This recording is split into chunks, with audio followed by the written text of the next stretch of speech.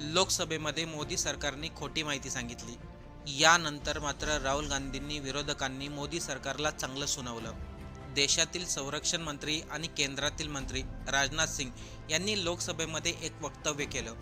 त्यानंतर मात्र मोठा वाद निर्माण झाला। मोदी सरकारने ही माहिती का लपवली? संरक्षण मंत्र्याला ही माहिती नव्हती का? आणि जर ही माहिती नसेल तर संरक्षण मंत्री असून त्यांचा काय उपयोग? नेमकं लोकसभेमध्ये काय घडले? कोणती अशी माहिती आहे जी मोदी सरकारने लपवली असं विरोधकांचा दावा आहे, राहुल गांधींचा दावा आहे? चला संपूर्ण सविस्तर माहिती आपण या आजच्या व्हिडिओमधून जाणून घेऊ। भारतामधील ऑपरेशन सिंदूर आज कोणाला माहिती नाही। आता इथून पुढे सर्वांनी लक्ष देऊन ऐका, कारण की प्रत्येक मुद्दा महत्त्वाचा आहे। जर आपल्याला हा मुद्दा समजला नाही तर व्हिडिओ देखील समजणार नाही। भारताच्या लष्करी इतिहासामधील अत्यंत महत्त्वाचा आणि अभिमानास्पद अध्याय मानला जाणारं ऑपरेशन सिंदूर, या कारवाई दरम्यान भारतीय सैन्याने पाकिस्तानला एकदम कडक उत्तर दिलं आणि भारताची लष्करी क्षमता कोणापेक्षा कमी नाहीये हे संपूर्ण जगाला दाखवून दिलं। या ऑपरेशन सिंदूर बद्दल संपूर्ण देशाला अभिमान वाटला। पण या ऑपरेशन सिंदूरशी संबंधित एक मोठा वाद तेव्हा निर्माण झाला जेव्हा सरकारने जवळपास वर्षभरानंतर हे अधिकृतपणे जाहीर केलं।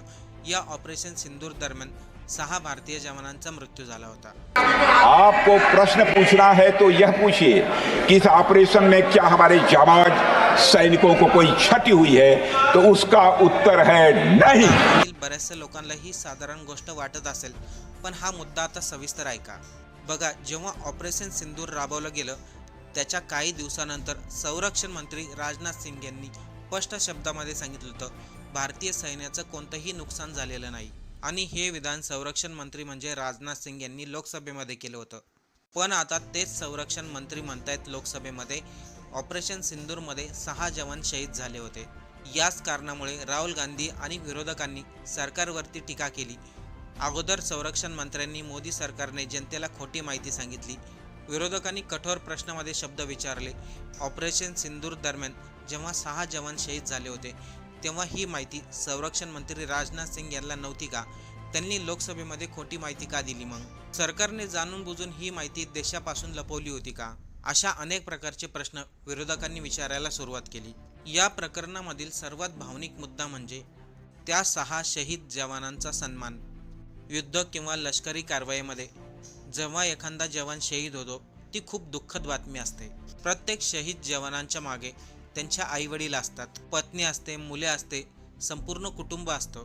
देशासाठी बलिदान देणाऱ्या प्रत्येक जवानाचं सन्मान करणं ही प्रत्येक नागरिकांची जबाबदारी आहे। त्यामुळे राहुल गांधी आणि विरोधक सरकारवरती प्रचंड भडकले। जर ऑपरेशन सिंदूर दरम्यान ते जवान शहीद झाले होते त्याच वेळेस त्यांचा सन्मान का करण्यात आला नाही?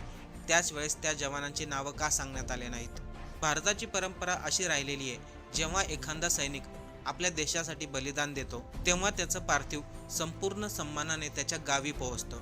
हजारो नागरिक त्या जवानाला श्रद्धांजली अर्पण करतात। भारत माता की जय अशा घोषणा दिल्या जातात। संपूर्ण देश त्या शहीद जवानाच्या दुःखामध्ये सहभागी होतो। शहीदांच्या बलिदानाचा अभिमान बाळगणं ही भारतीयांची परंपरा राहिली आहे। त्यामुळे त्या शहीद झालेल्या 6 जवानांची माहिती संरक्षण मंत्री राजनाथ सिंग यांनी लपवून का ठेवली? ती माहिती सार्वजनिक न झाल्यामुळे अनेकांना दुःख आणि आश्चर्य वाटलं।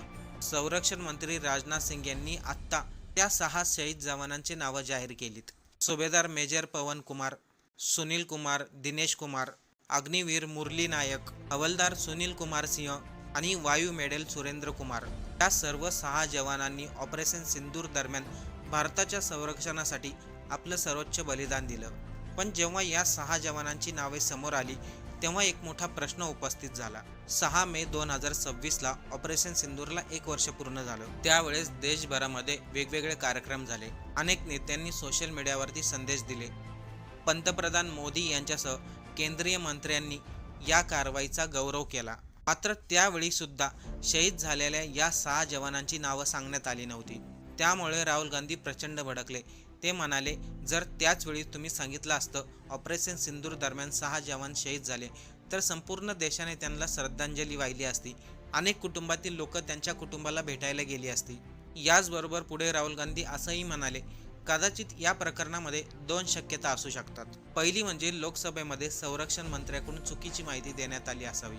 आणि दुसरी गोष्ट म्हणजे संरक्षण मंत्र्यालाच ऑपरेशन सिंदूर दरम्यान पूर्ण माहिती देण्यात आली नव्हती. या दोन्ही परिस्थिती गंभीर मानल्या गेल्या, कारण की लोकसभा ही देशातील लोकशाहीचा मोठा स्तंभ मानला जातो.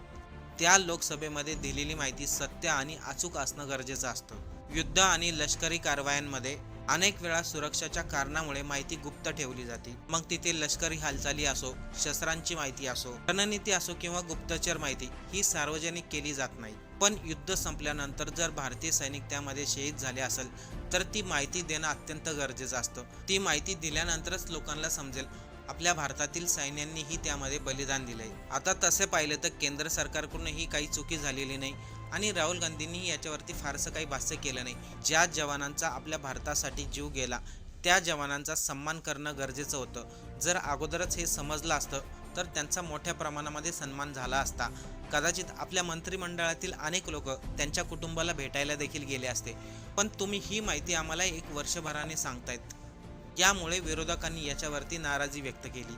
आज त्या 6 जवानांच्या बलिदानामुळे भारत देश सुरक्षित राहिला. त्या जवानांनी देशासाठी सर्वोच्च त्याग केला. त्यामुळे त्या जवानांचं स्मरण, त्यांचा सन्मान आणि त्यांच्या कुटुंबाप्रती कृतज्ञता व्यक्त करणं हे प्रत्येक भारतीयाचं कर्तव्य आहे. लोकसभेमध्ये तर आरोप प्रत्यारोप होत राहतात, पण जी माहिती संरक्षण मंत्र्यांनी वर्षभरांनी सांगितली त्या माहितीबद्दल अनेकांनी दुःख व्यक्त केलंय.